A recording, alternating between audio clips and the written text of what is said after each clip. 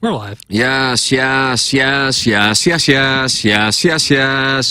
in. It's the Tim McKernan Show from the Longo Big Studios. My name is Timothy Michael McKernan, alongside Jackson Burkett. And Jackson, are you ready for a Jim Dandy of a Tim McKernan Show podcast here on March 5th, 2024? I am. Really? Yeah, I'm excited. What do you got? Let's get something off your chest today. Oh, I don't know if I have anything to unload, really. Yeah, all's good. Life's good. Happy. Turn 26 next week. I know. What are you going to do? What's the plan on that?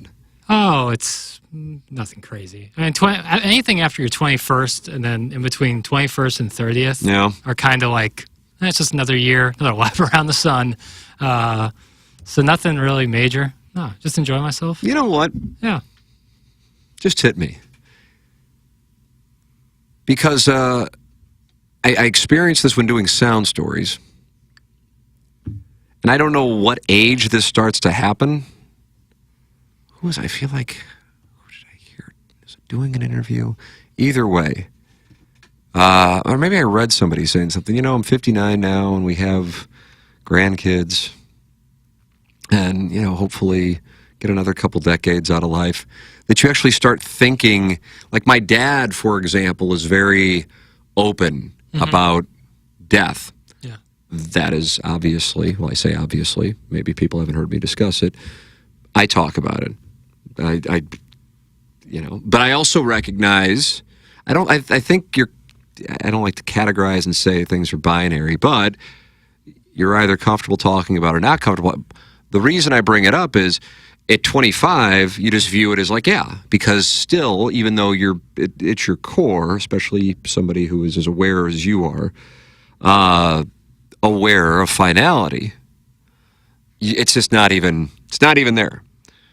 But at some point, you start to like do math. Yeah, chalk it up. Yeah, and so you go, okay, well, if I'm 75 and then the plan is to do this, but it's not until 2030. You know what I mean? Yeah, right. I guess you could say, and this is the eternal optimist in me, is the ace in the hole is always they come up with some technology that prolongs life even longer than you could imagine. Yeah, I suppose you probably can, and you may be able to think that way at 26, but if you are in your 70s right now, you're probably not thinking that way. No. You see what I'm saying? So you start to, and so I don't know, like we're fresh off an interview today with Brianna Coppage. We are. And Brianna Coppage being the teacher from the Missouri area who did an OnlyFans and then lost her job and became a millionaire. But I was under the impression that she was just going to pursue adult work full time and, you know, maximize the situation since she was already outed. And that is clearly not it, but yet she still wants to have a job. And then when she said she needed a job, I was like, oh, maybe we miscalculated the financials. But no, she's now a millionaire. Just because you're a millionaire doesn't mean you need to work. I don't know how many millions she has. But she just wanted to have work for purpose. And so that's one of the things that oftentimes, for example, Doug, I'm turning to Doug even though he's not here. Hey, Doug. We've talked about, you know, how long he wants to keep doing TMA. And he's like, oh, I don't want to just be sitting around, you know, that you want to have something to do. My dad loves making sales calls, likes to have something to do. So I think maybe you think, not you, the royal you? Yeah. That you just want to be able to have nothing on the schedule. And maybe you will enjoy that for a month or two, but then when you get there, you go, oh, I got to have something. I got to be something to get you out of purposeful. bed in the morning. Right. Yeah. Purposeful. Yeah. And so I think having children was the first time I felt like, oh, you know, let me do some math. You know, otherwise I just didn't think that way. I remember turning 40 and going, God, I'm in fine shape. I don't feel like I look older, especially when I compare myself to like guys I went to school with. But then it wasn't apples to apples because a lot of the stress that may have occurred on their bodies, well, if you're raising 2 or 3 kids, that's a different game, you know? So totally. I didn't have that. I didn't have children until I guess I was 40. But when I turned 40, I didn't. And so the math of time and finality And I recall. I mean, and I didn't even think about it when I turned 40, but it's one of those things that you start to think about, and I'm curious around what age that starts to happen, where you start going, okay, I got to start doing some math here, you know? Yeah. No, I mean, you have to think about it in that way once you reach a certain age. But you're right, like someone at my age right now, you know, death, it comes to us all. It'll be there one day for me. But like, because it's so final, there's a difference, I think, between being aware of it and acknowledging it and then harping on it. Because I feel like some people might fall into the trap of harping on it. Really? And worrying. You hear people harping on dying? Well, I think at a certain age, yeah. Really? I think people might. Yeah, I guess you're probably not crossing paths with them right now. You're not hanging out and but I'm playing bridge. I love bridge. Do you really? I would have folded on that. You bet that nicely. When I worked at the country club in Columbia, there was Bridge Day for all the ladies, and it was the best. Was it a pony? It was the best day to work. They all ordered the same thing. Like one of them would have a drink, and they'd all giggle, and it was the easiest money you could ever make. And it was done in like 3 hours. Best. Bridge Day. Shout out to all my people who are playing bridge right now. I'm sure a lot of our listeners are. But I'm sure there's people who harp on or overthink what is going to happen. Because ultimately, nobody knows, and anyone who tells you that they know is either presenting a theory or hopeful thinking. Because you're talking about what happens after we die. Yeah, exactly. Right. So I think because it's so final and so definitive, people are like, it's like life's greatest mystery, but it's the mystery you can only solve by doing it. You know, you can only solve it. So I think spending too much time on it is a very real thing. What do you think happens? Probably exactly what it was like before you were born. Oh, so you're on the Sopranos chain. If I had to, like, if they're like, hey, put a bet down, then yeah. The hopeful thought of me is maybe like the DMT release in your brain that happens. DMT. That's the chemical release of kind of like the dreamlike state. Okay. Like when they say like your life flashes before your eyes. I think that's the DMT chemical release. If I'm wrong on any of this, feel free to correct me out there in the YouTube chat. Or email T. McKernan at Inside STL. Wow, active YouTube chat. And they say that like that release, that chemical release in your brain can take a really long time. And in your mind, it can feel like almost eternity of you in this dreamlike state. And so maybe that's the case. That's the hopefulness. Maybe there is a heaven. Maybe people are telling the truth on that. But I likely think it's exactly what it was like before we were born, which is nothing. Yeah, that's where I am. It would be wonderful to truly, I want to emphasize truly believe. And I want to emphasize believe, not hope. Believe that is what happens. And I'm certain that there are some people, perhaps not as many who represent, that believe that. But what a wonderful way to go through life. Yeah, absolutely. And like I have of Jewish faith, and I have a what is the Jewish faith afterlife perspective? I believe it's a heaven situation. Didn't come up in South St. Louis all that often. I don't know. I don't think that there is a hell. I think that is. I don't think that is ever discussed. Maybe I'm wrong again.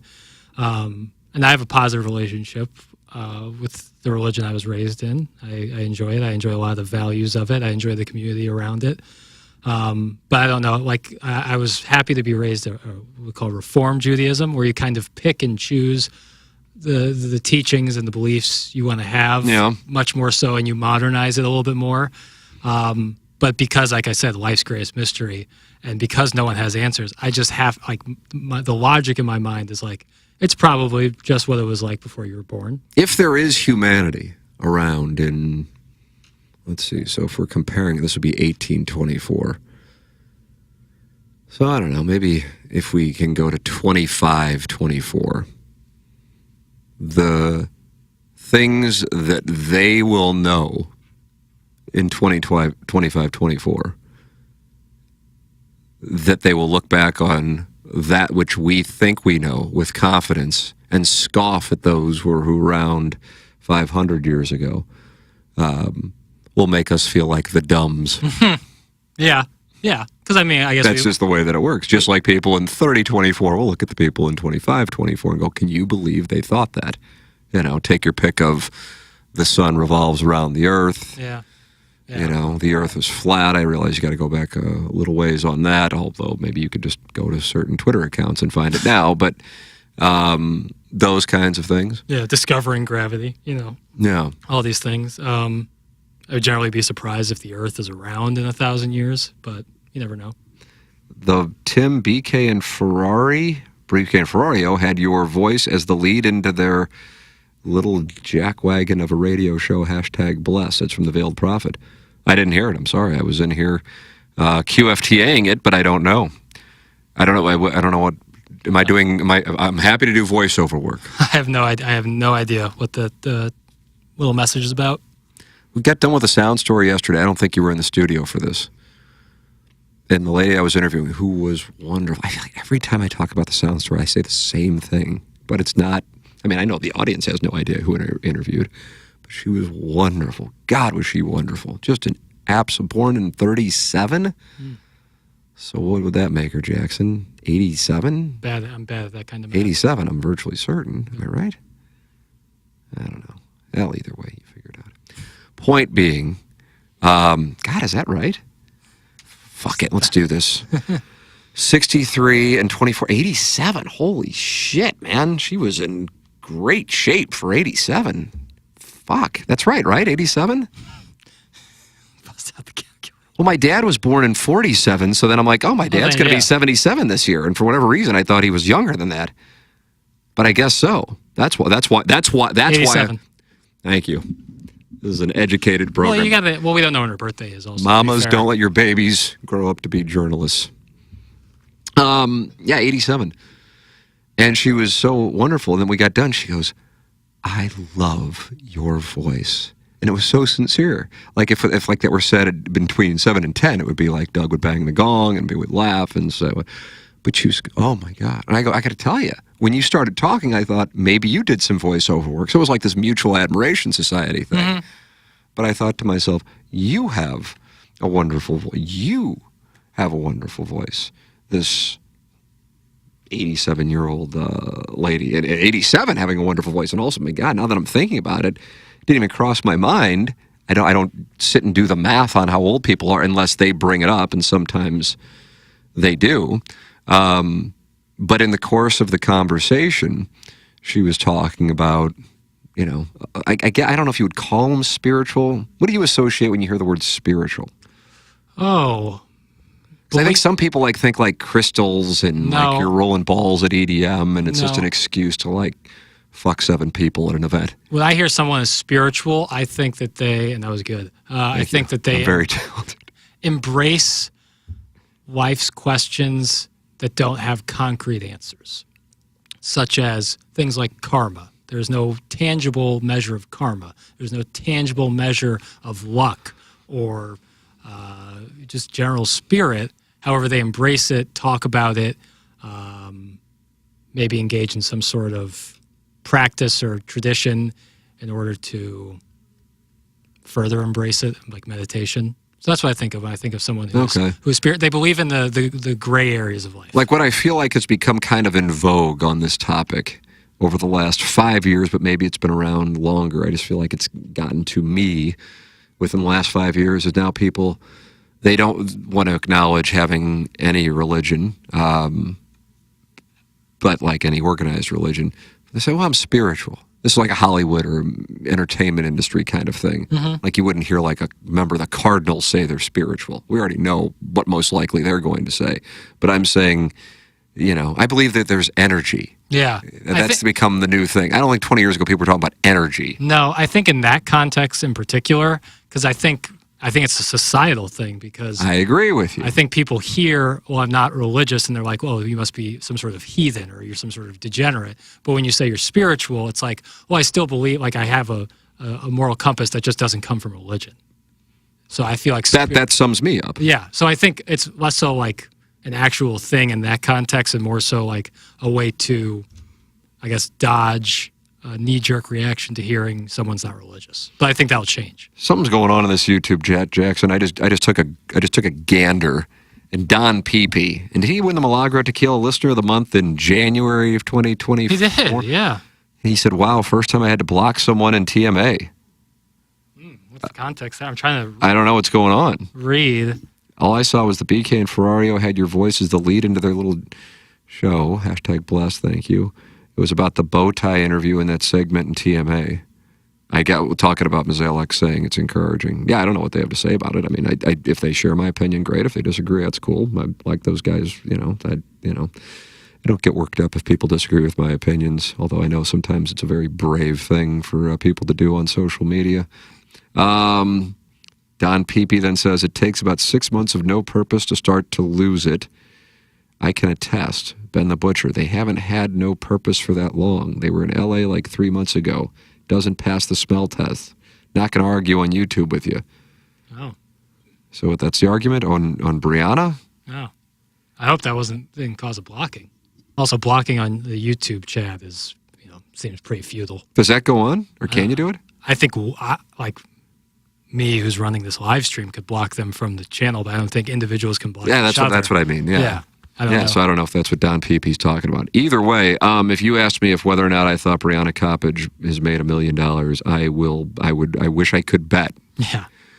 The math is kind of out there. Yeah, well, there's that, and then I got an anecdote that would be off air, and I know that this is going into the I know something you don't know category, but Ben the Butcher, Brianna Coppage made, I think, and I'm not trying to dismiss $1 million, but I think well more than $1 million. Yeah.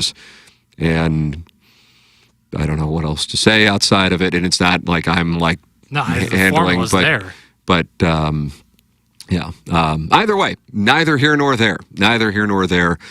But I was surprised by that. Again, I go back to if you've been outed, but I mean, hey, you know what? I mean, I'm not in that position, but if you've been outed and you're going, okay, well, shit, I've already shot all this stuff. I continue to shoot all this stuff. Then why not go? Okay, I look at this career. Now, maybe I'm wrong, but I'm just like, it has a relatively speaking, usually a shelf life. Yeah. Yeah. It's longer than being a professional athlete. It's certainly not as lucrative as being a professional athlete in most sports. But, I just view it that way, and I have no animosity toward it. Appearance can be a factor, certainly, in where I was coming from in television. Yeah, that's part of you can't be mad about it, especially if you were hired coming in your 20s because of your appearance, and then you're mad in your 40s that you lose your job. I mean, to me, that strikes me as rather hypocritical. But with regard to the adult world, that can be an even more microscopic shelf life.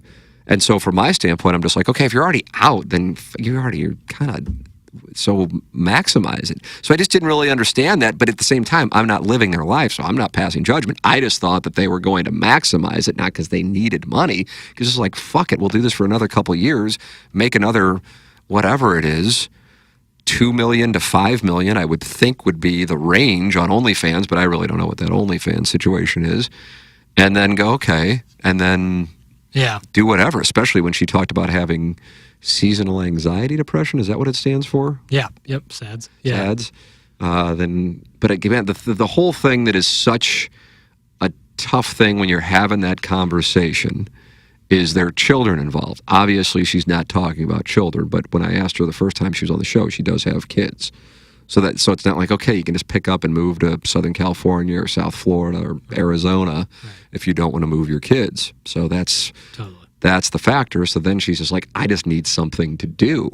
And then I go, well, we're not starting a business, but if they're in a small town in Missouri, then it's like, oh, that's what the porn girl started up. Right. Yeah. I mean, and to me, like what I took from the discussion with Brianna, and I wouldn't say it takes a keen observer to absorb this, but like it seems like to me that she would love to have a pretty normal day job and use the OnlyFans thing as a side hustle, a very lucrative side hustle. That's a great read, Jackson Burkett. Yeah, very lucrative side hustle, don't get me wrong. I just think in America in 2024, whether it's right or wrong, I'm not going to litigate. I think people who've listened to this know I think it's wrong, but I just don't know if that's going to be a reality to hold and normal is a wrong word to use this, but a pretty standard 9-to-5 job, certainly especially people-facing in the Midwest, but more so America in 2024, and do an OnlyFans as a side hustle with your real name attached to it. Mm-hmm. I just don't know if that exists. I would like for it to exist. I think that's a much more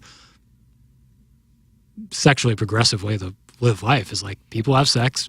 Some people do it on camera, and plenty of people watch it. Clearly, so let's just embrace it and let people be people. However, we kind of go ahead. I'm sorry. No. However was literally how I was going to end it, which is always it's always good to end absolutely a thought with nothing however. drives your point home more than however. Than is that a dangling participle? I don't think it is. Is it a hanging Chad? I think it's a hanging Chad. Catherine Harris, 2000. Big. I guess I kind of got into that a little bit with Andy Crouppen today. I'd be curious what the origin is of sexual shaming and sexual self-shame. It's a very odd thing. Yeah. I mean, I am telling you, and I'm just going. I am telling you because this is past tense in public, but the fact that I am viewed how I am viewed by a pretty, I think, decent portion of those who are aware of me in St. Louis. That doesn't mean all 3 million people, but however many are aware of me as like controversial, right. is Against rooted. The grain. Yeah, is rooted solely in the fact that I talk about sex. Because there's 25 years now. I mean, we're not talking about like, hey, he's been around for a couple weeks. 25 years. There's no arrests. There's no bullshit at any place. I have never been. It's like a no-hitter. But you can fire me. I'll just do this somewhere else. Doesn't really matter. But I haven't been fired. Been fired from Westboro for playing golf while I was working in the bag room in 1994. That would be with cause, I would say. Plus, they gave me a warning, and then I went back out there and did it. Point being, it's solely rooted in that I talk about sex. Isn't that, if we take a step back, isn't that fucked up? Right. Like, I don't think too many people would say I'm mean, but I talk about sex. But then you can have mean people or people who actually do have issues with the law, and they're welcome in polite society, but I talk about sex, and therefore I'm not. Now, I got to tell you, it's great because I don't want to be with those people anyway. And as I always say, I don't want to MC your banquet. So I didn't know this, but if you're like somebody kind of getting into this thing and you never want to be asked to do that shit, just occasionally bring up your goal of having a threesome. And you'll be like, oh, we can't have him. And it like keeps you out of the awkward thing of, oh, we'd like you to MC this. And you're like, oh, fuck, not interested in doing it. Like to spend time with my family or just relaxing on my own. Yeah. But that's it. Because if you look at it, usually you would go, okay, somebody who built something from nothing and has been doing it for 20 years, especially in this market where people admire longevity and the past. My God, St. Louis holds up the past better than anybody. It would be celebrated. But because I talk about sex, I'm persona non grata in some portions of #polite society. Which wasn't a plan, but I'm also not going to go, I'm not going to talk about this. It doesn't make any sense to me. It's like not being able to use profanity. On this, I can talk and say whatever word I want. I recognize I can't on 101 or on TMA, and so I don't because I understand the rules. But this is a rule that just doesn't make any sense to me. And it's not a hard and fast rule. It's just something that I've experienced that, you like to talk to porn stars in studio. I'm like, I don't know if we've had a porn star in studio since we've been at Hubbard. You know what I mean? Depends what you call Erica Swings, but... Okay, yeah, I guess. If you really wanted to stretch the definition for but either way, okay, we've done how many shows here? Yeah, hundreds. Yeah. It's just not, but that's the thing that's associated with me. Right. I don't give a shit. If anything, like I said, it's great because it hasn't kept me from any dollars. Right. That's you know what I mean? Mm-hmm. But when you take a step back and you analyze it, and I know that that's there, it's pretty funny to me because it's like I'm going about my life as with the same woman since 2008 and a father. Oh, but he's controversial. Oh, what does he do? Well, he talks about sex. What the fuck? I don't know. But whatever. Again, it's kind of a great thing because it keeps me away from people I wouldn't want to hang out with anyway. But when I take a step back and I think about it, now hearing Brianna's thing, I'm like, okay, I kind of see it. And then when Andy Crouppen started talking about that this morning, I'm like, I wonder what the root of that is because it's kind of accepted in the United States that these people, and then like the represseds will come out and go, well, look how many OD and how many are involved. Well, that's because they deal with psychological damage from not being welcomed back into society that they tailspin. Yeah. You heard, if you listened to TMA this morning, you heard that interview. That was a lady who is not doing well. Yeah. because she, once again, is going through this. And then people say, well, then they shouldn't get into it in the first place. And then I go, well, why? Why? Yeah. I would tell you getting into this industry is actually more dangerous than that one. Oh, yeah. I mean, there's like, looking at the whole scope of it, it's not like there's been progression either. I mean, we're going backwards in terms of reproductive rights for women, and it's the stigma on sex workers is as strong as ever, whether OnlyFans is still there or not. You be the boss of a company and tell me how many OnlyFans stars you're hiring, because it's not like we've taken steps forward in it, and acknowledging that it is a stigma and that it probably isn't right is one thing, but putting it into practice is a whole other thing, and we have not, as a country, as a society, as a culture, taken any steps in the right direction that matter, in my opinion. So I wonder why. I'm just like, if you were to strip it down, I wonder how it started, because I think it's kind of like, and hey, I recognize there are plenty of places, plenty of shows probably in St. Louis, and that's fine. God bless. To each their own. It truly is a live and let live approach. And I'm not going, they shouldn't be able to say that. Say whatever you want. Believe whatever you want. God bless. Because, again, your beliefs, as long as it doesn't impact my ability to live how I live and earn a living, then God bless. Again, to each their own. Who's to say I'm right? But what my question is I wonder why this is the way that it is. Because I think people, no matter what perspective they have on it, will acknowledge that it essentially is a scarlet letter in 2024. But I want to strip down to why it is, and I think it goes well back. It probably goes back to BC. Yeah. The 10 Commandments. You shall not covet your neighbor's wife. It's like a fear of your genitals. It's like a property. Yes. Yeah. But I wonder where this all. I'd really like to. I'm sure there's plenty of books on it, so maybe I'll deep dive, because we're still dealing with it in 2024. Yeah. And indirectly, even though I'm not participating in it, I talk about it, and it's enough for me to be viewed as, quote unquote, controversial. It's I'm aware of it. I'm not angry about it. I get it. Like I said, I actually think the benefits of it is that keeps me away from ever having to be with people I really don't want to hang out with, and I know they don't want to hang out with me either. But then I'm not in a spot where I'm like, oh shit, I got to be on my best behavior because I got to get approved by people whose approval I don't want anyway. I don't want to hang out with them, and they probably don't hang out with me. It's not my scene, and God bless. I don't need to be a part of that, and they don't need me to be a part of it. But it certainly wasn't a plan. But in Brianna's case, it actually is taking away her job. And by the way, I understand with regard to the OnlyFans thing and being a teacher. I think it's a very valid conversation. But now the OnlyFans and not being a teacher, now it's just like it's going to follow her around, and that is a different conversation. But the conversation I'm actually, and this will be my own form of research, is why this is the way this is.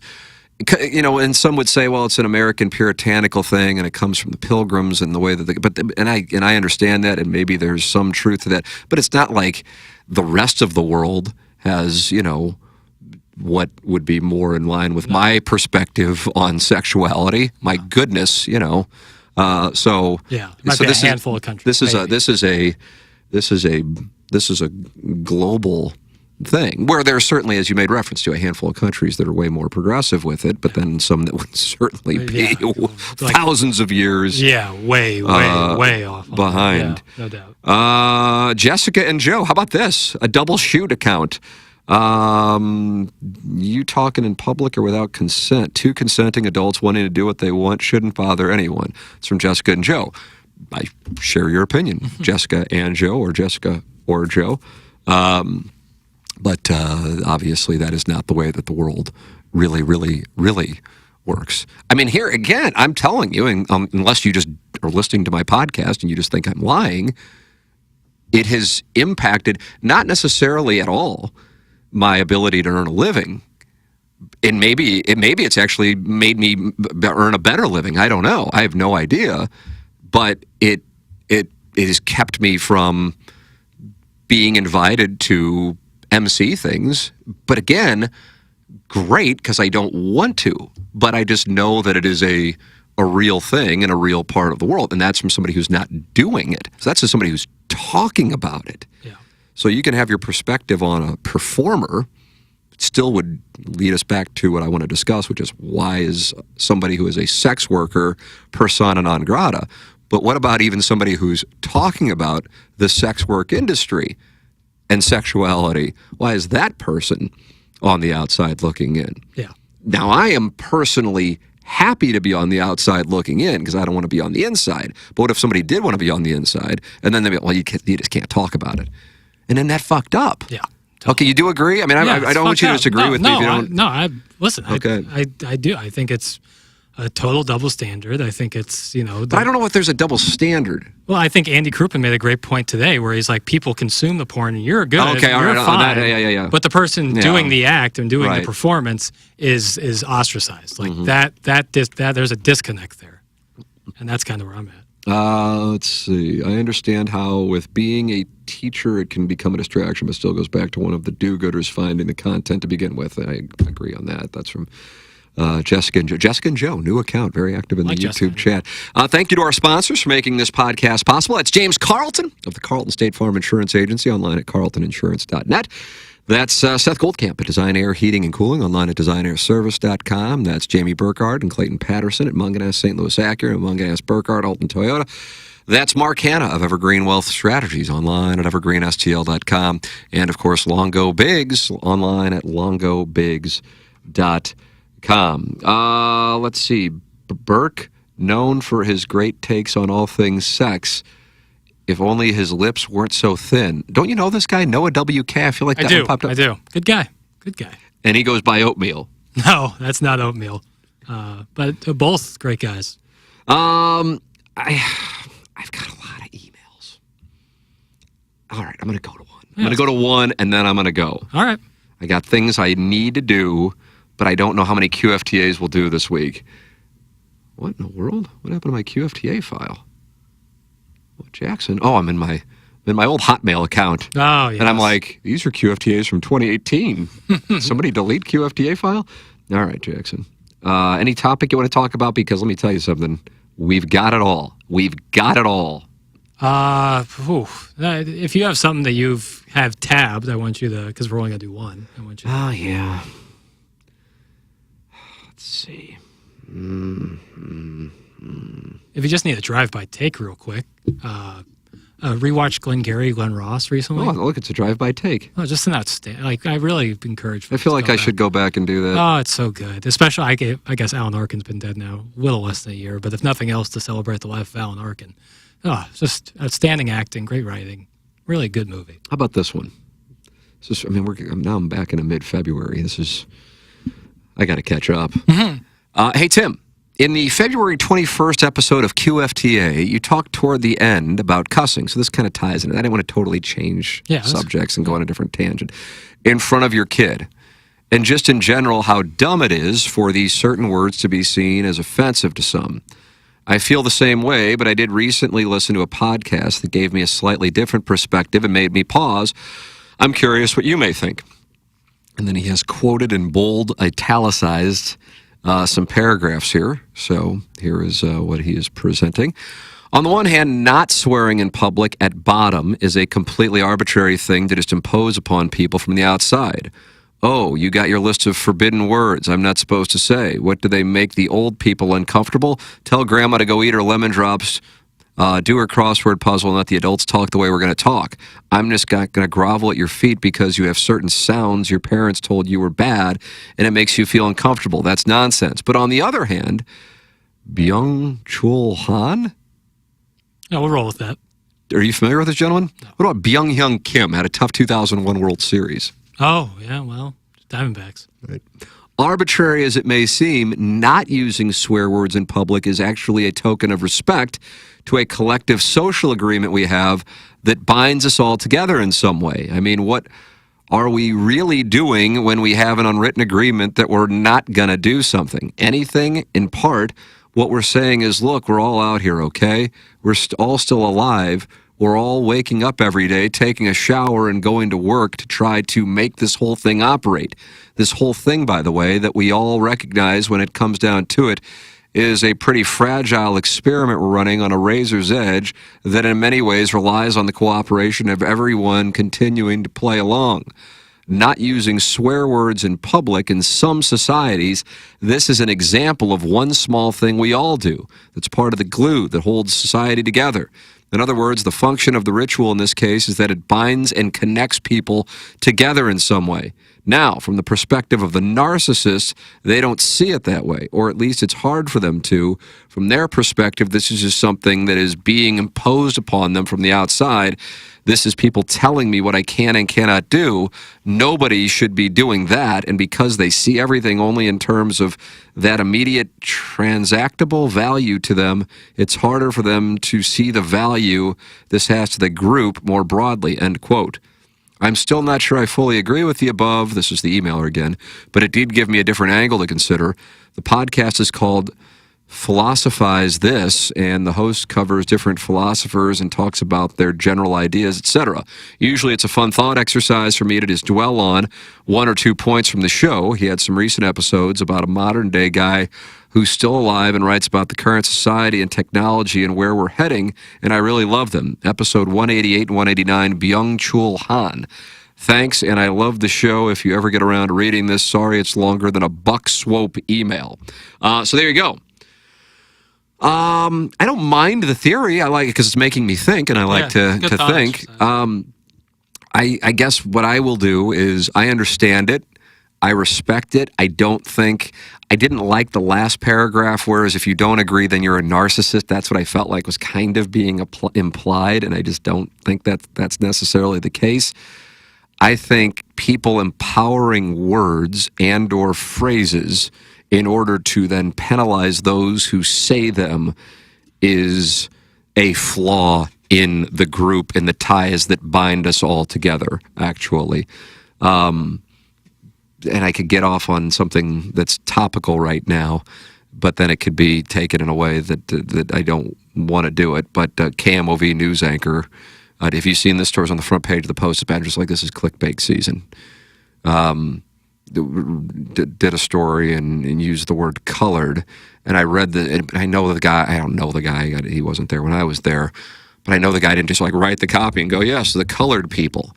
I know right away what happened. It was an accident. But then it became like, oh, now we need everybody commenting, and there needs to be a apology. And it's just like, oh, we're just going to do this whole song and dance over and over again on something that wasn't. What do you think? Like Corey Stark's like, you know what? Tonight's the night I'm going to take a stand and I'm going to bring back colored. I really want to weave it into this voiceover I'm doing. I mean,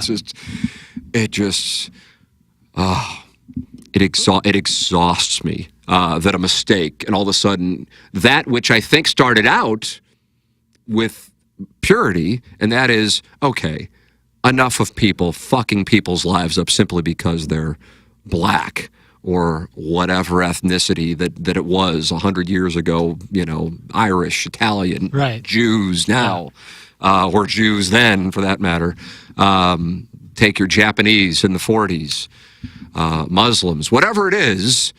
Yeah, I understand that. But when there's an accident in the teleprompter, are we really thinking like somebody's trying to tell? I mean, to me, it's so tired. Now, if you disagree, and I think you may disagree, please opine. I don't want this to just be me giving a take, because I think sometimes on this topic you actually disagree with me, but you just sit and nod, and I don't want you to feel like you can't opine. So I think that there are some words out there, like Carlin's 7 dirty words, that is an example of assigning words. Well, I'm talking specifically on the KMOV coloreds thing. Oh, well, but I think it's a part of and I'm not. Well, I'm talking specific, and then I'll get to the broader one. Okay, I'm unaware of the story, so. Okay. Well, I mean, either. I mean, it's just having done that for a living, and with anything I ever anchored, I typed out my scripts. There weren't producers writing it. Maybe producers would give me the shot sheet to ad-lib over highlights, but either way, I'm ad-libbing. When the video's showing of the highlights, there's a monitor in the desk, and you're looking down on that, and you're ad-libbing. Right. It's really sweet. But when you're on camera and you're reading off the teleprompter, I have written everything I'm reading. For a news anchor who has like 3 different blocks, like 3 different segments, oftentimes there are producers who write the scripts.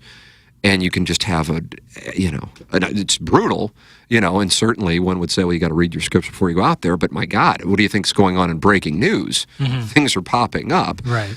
Point being, it's an accident. What tires me is now we're going to have a referendum and we're going to have a clickbait story in which that's what I'm talking about. Now, back to what this gentleman wrote in about, and that is, you were talking about Carlin and the 7 dirty words. Please, sir, go ahead. Yeah, well, I think like with those words, fuck, shit, all that stuff, that is an example of what you were talking about, like people assigning this connotation to those words. Totally agree.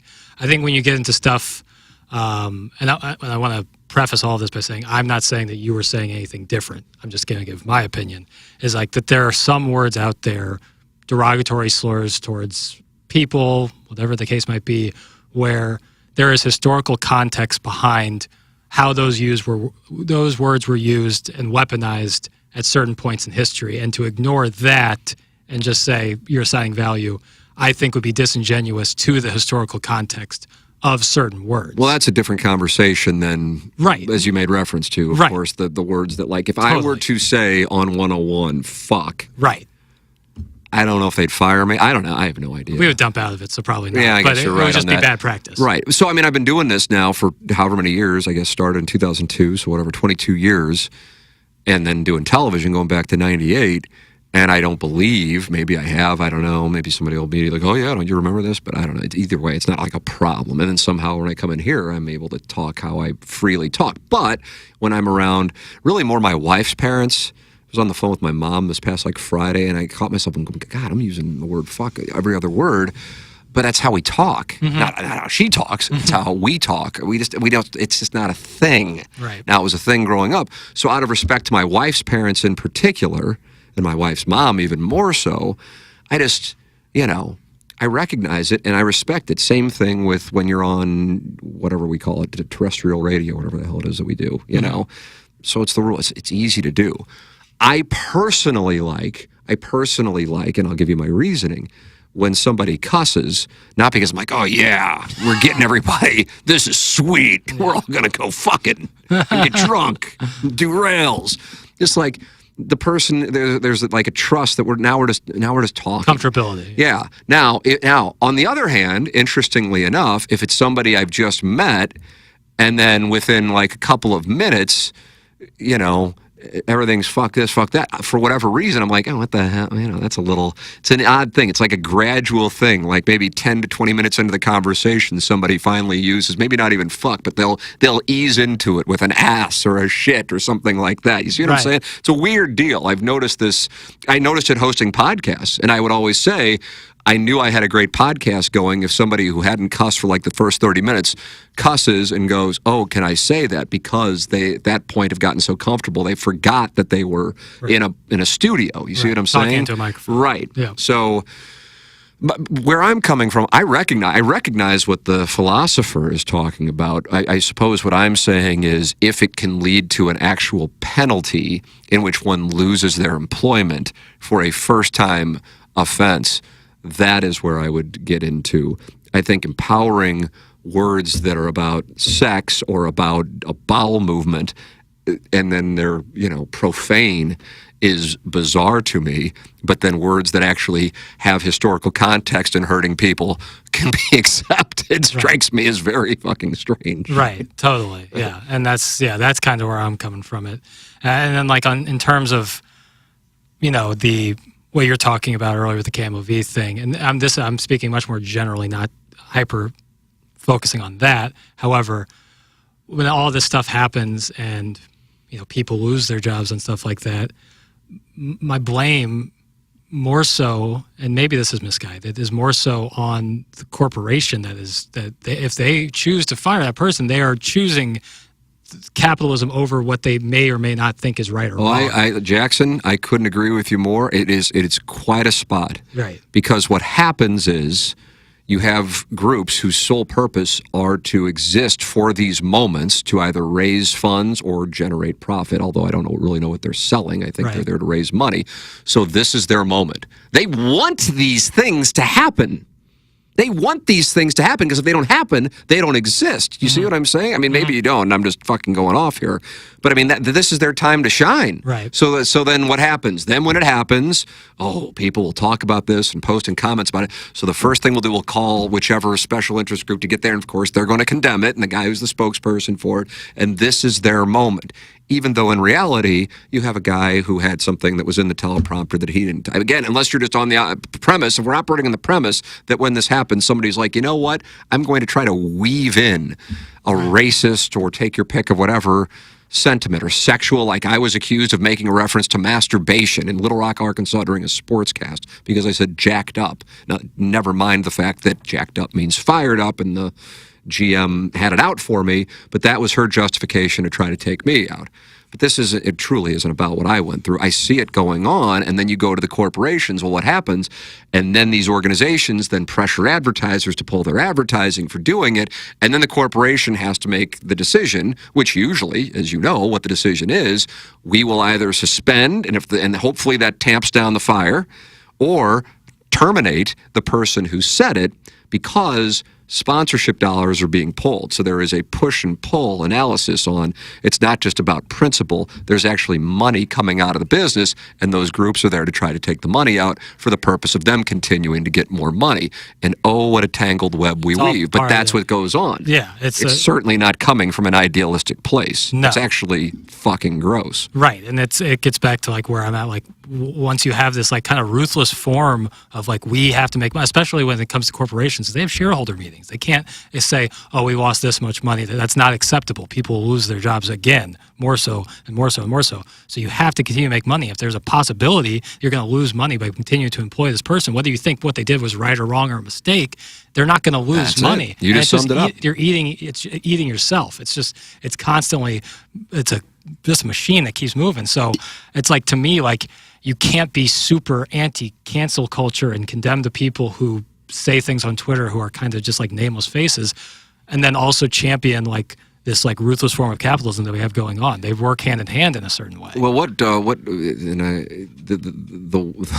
those who come to chastise people on Twitter or Instagram when they issue an apology, and please point me to an apology that anybody who's ever issued on social media that was met with, okay, that's good, you're good. They're always shit on. They're always shit on. But either way, I realized that somebody goes, hey, you got to do it. That's part of the terms of the settlement. And they're just like, oh my God, fine, fuck it. I hit tweet or whatever the hell it is, and I'm not looking at it because I know it's going to be brutal. That's also part of the fun process. Is how shitty, like 50 times shittier the people are in the comments, all while they're trying to be on the side of what they claim to be moral, which then goes back to what we were talking about. The moral compass is phenomenal right now. The lack of morality, in part by those who are in positions to talk about morality to the public, is really an amazing thing that's going on. In particular, I feel like actually at its lowest point in 2024. And as I continue to make the observation, I feel like it's not I'm going to get off on saying, I'm just looking at the landscape. I'm going, how is shit not going to be crazy over the next 8-9 months? I have no idea how it's not. But in a way, it's almost like how we started the podcast talking about death. I'm like, it's probably so unpleasant to think about, because if you're really paying attention, I don't know how it's not. I have no idea how it's not, or something substantial, whereas Trump or Biden's not on the ticket, how there's not insanity at some point in the next 9 months. I have no idea. I mean, listen, Jesus, I hope that there's not, but I don't know how there is not. And it's like death. I don't think people want to talk about it because they're going, this isn't good. I don't really look forward to it, but holy shit, here we go. We are approaching our 80s as we approach November 2024. Your thoughts are welcome. T. McKernan at InsideSTL.com. It's QFTA, and we are in the Longo Big Studios. We'll wrap this one up and land the plane. Jackson, a 40-minute QFTA. What do you think about that? I love a 40-minute QFTA. I love a 2-hour 40-minute QFTA. How about as long as we're locked in, I enjoy it. God bless America. Thank you for your time as well. And thank you to all of our sponsors for making it possible. For Jackson Burkett, I'm Tim McKernan from the Longo Big Studio. This has been The Tim McKernan Show.